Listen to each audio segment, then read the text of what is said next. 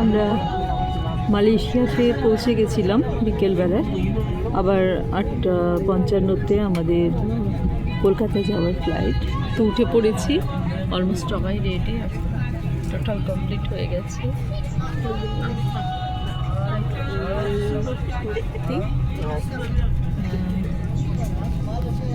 এখনই ছাড়বে 5 মিনিটের মধ্যে।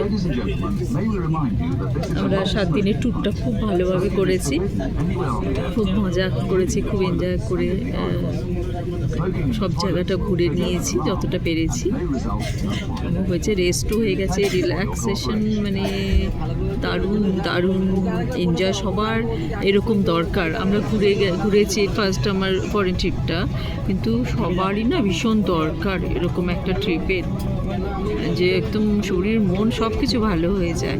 কাজ তো আমাদের থাকবেই, কাজের মাঝে আমাদের এরকম একটা ট্যুর অন্তত 6 মাস বা 1 বছরের মধ্যে করতে হয়।